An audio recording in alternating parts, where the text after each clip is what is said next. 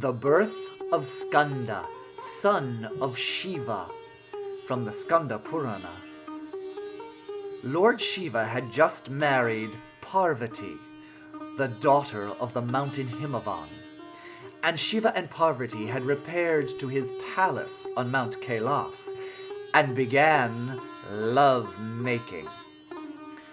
Their Shakti, their power, was so great that their lovemaking shook the universe and began to destroy the three worlds. Heaven, the earth, and the lower world of the demons started to come apart at the seam. All the gods were very alarmed and ran about, and they prayed to Lord Brahma. And what shall we do? They cried to Lord Brahma. What shall we do to save the universe? And Brahma said, send out one of you. Send Lord Agni, the god of fire, to go to Shiva and Parvati and to interrupt their lovemaking so that the universe may be calm again. Lord Agni went to Mount Kailas, and being the Lord of Fire, he dressed himself in the flame-colored robes of a holy man, a wandering sadhu, a mendicant. And he entered the palace of Shiva, and he went into the inner apartments of Shiva and Parvati, and there he did what all holy men do when they arrive at a great house. He called out to the mistress of the house for alms. O lady of the house, will you not donate and give alms to a poor wandering sadhu? And Lady Parvati, so perfect in her dharma, stopped her lovemaking and began to give alms to Agni. Lord Shiva had just arrived at his orgasm and was interrupted in the middle of ejaculating and was furious.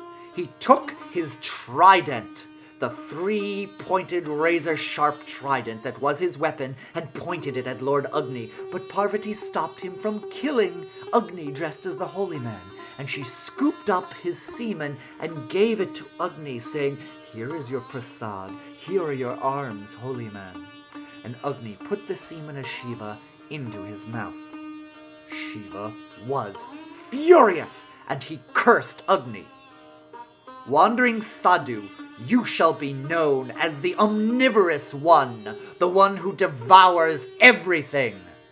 And indeed, so fire does. And furthermore, you shall be cursed by carrying my virile semen. It is so powerful it will burn within you and cause you great distress and pain. And so it did. Agni left the palace of Shiva and returned to where all the devas, the gods, were waiting. And in his pain, he explained what had happened.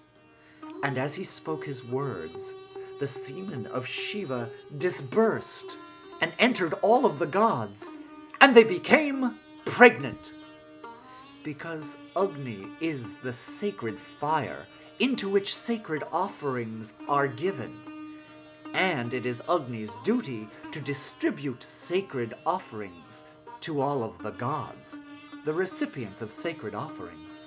And in this way, all of the gods received the virile semen of Shiva and became pregnant, and they began to feel the powerful energy of Shiva's semen burning inside of them, and they were writhing, and they turned to Brahma and said, O creator of the universe, all-powerful Brahma, tell us what to do.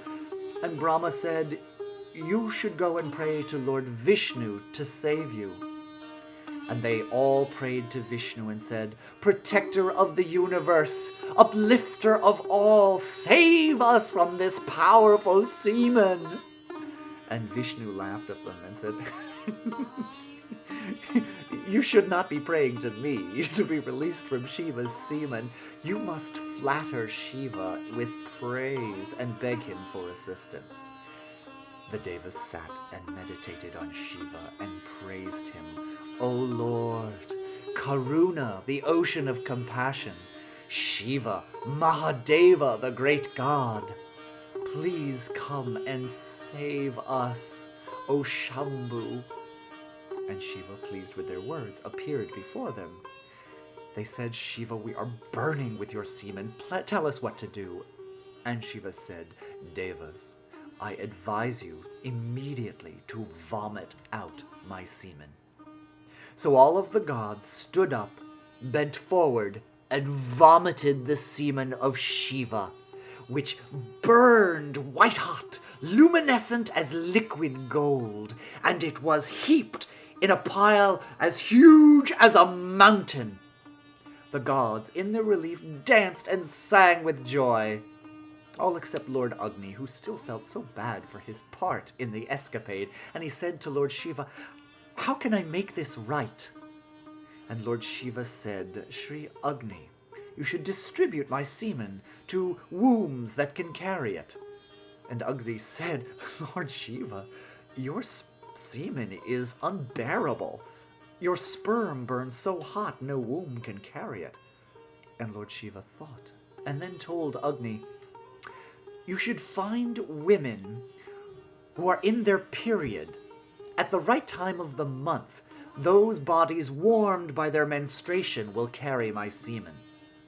And Agni found these women, the Karttikeas, the wives of the sages, chaste, pure in their dharma.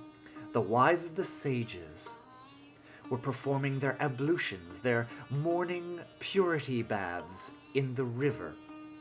And Agni went to the banks of the river and took the form of a blazing fire.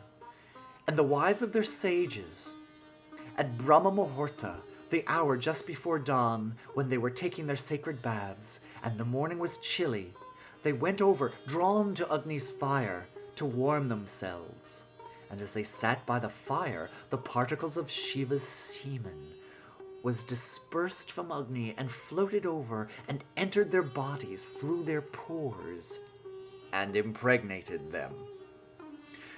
The Karttikeas went back to their husbands in their meditation houses, and the sages, the gurus, the wise men were enraged to find that their chaste wives were no longer pure, that they had been impregnated by someone other than their husbands, and they turned them out.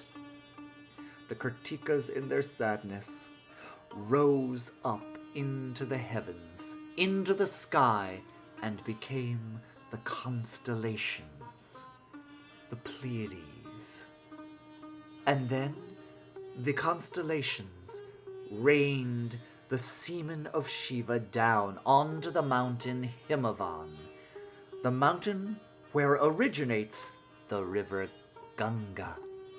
And Sri Goddess Ganga carried Shiva's semen, and in her waters it formed into a boy, Skanda, the son of Shiva.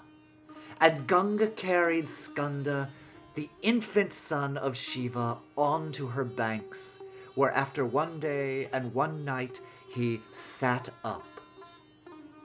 In the palace of Shiva, Parvati noticed that her breasts had begun to exude milk.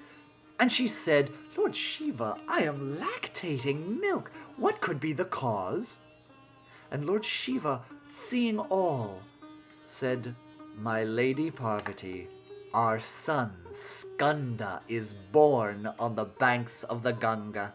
Let us go and meet our son." And they rode out of the palace on the bull Nandi to go and meet Skanda. And when they arrived at the banks of the Ganga, there was Ganga and the Karttikeas dancing and celebrating the birth of Skanda. And all the devas were playing music and dancing about, chanting his name, "Karttikeya, Skanda, son of Shiva, son of Parvati."